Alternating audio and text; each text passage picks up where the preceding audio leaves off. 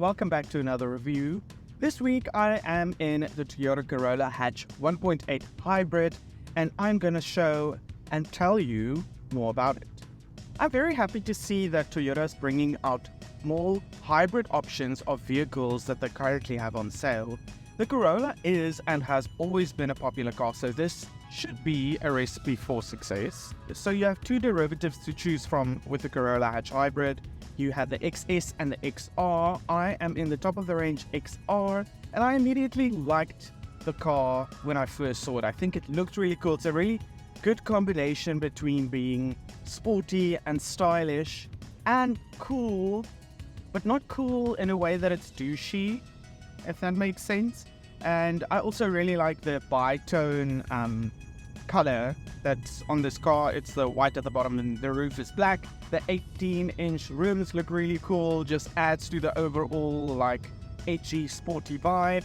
I'm a little bit undecided about the rear of the car though. The bumper just sticks out a little bit too much for my taste personally. And when I got into the car, the first thing that caught my eye was the 12.3-inch digital driver display. I think the layout is really nice. The graphics are really easy to read. It's not cluttered or anything like that. The rest of the interior is very sleek, very minimalistic. High quality materials used on the surfaces. Here and there you will find a bit of like a piece of annoying plastic. The seats are covered in a combination of leather and suede cloth material, which look really nice. I think it also adds to the sporty look. And the seats are also very comfortable. Rear legroom is average, and I don't mean that in a bad way. It's not too small, and it's not like massive. It's comfortable enough.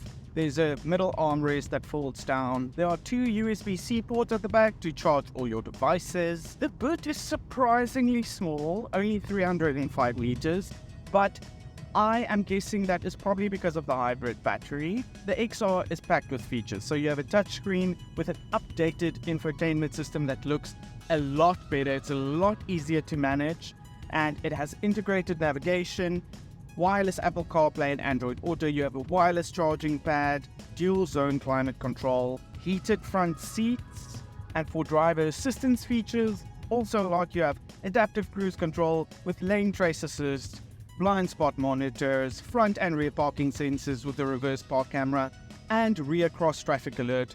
So if you are reversing out of a parking spot and some Karen zips past you in a Fortuner, the car's like, no, stop. That's how rear cross traffic alert works if you didn't know. Under the bonnet, the most notable change is that the Corolla no longer comes with a 1.2-liter turbocharged petrol engine. It now has a 1.8-liter naturally aspirated engine, in this case obviously a petrol electric engine, and that's a kind of a shame, or people might see it as a downside because it is nice to have a little bit of a turbo boost when you need it.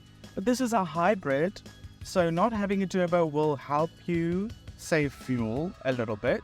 So this 1.8 naturally aspirated petrol electric engine produces 103 kilowatts of power and 142 newton meters of torque, and that is mated to a CVT transmission, which actually is the only option you have in any Corolla that you're going to buy. They only come with the CVT transmissions, which is kind of a shame because obviously if you know cars, then CVT transmission is a swear word.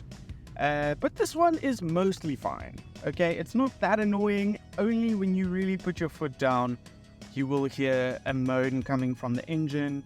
But it is a hybrid, and you are trying to save fuel, so you shouldn't be flooring this car unnecessarily. Overall, the ride is comfortable. It's a little bit on the firm side, but I would say that's because of the 18-inch wheels.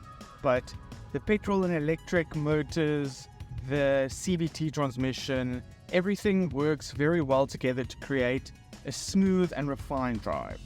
The Corolla Hatch Hybrid is claimed to have a fuel consumption of 4 liters per 100 kilometers, which sounds amazing, right? Almost sounds too good to be true. I've only been managing just under 6 liters per 100 kilometers, which I already think is good for this car. For 1.8 petrol electric, I think that's great. I don't think it'll get to 4 though. I didn't surprise me, but I doubt it. Pricing for the Corolla Hatch Hybrid starts at just over 531,000 Rand for the XS, and the XR is just under 572,000 Rand. And if you want this bi-tone color, you'll have to add an additional 11,000 Rand. So there's a big difference between the XS and the XR. So if the XR is a little bit out of your budget, I'd suggest going for the XS. You get most of the same features in this car. You will have to say goodbye to a few of the fancies, like the heated seats and the wireless charger and the integrated navigation, but you can get by without any of those.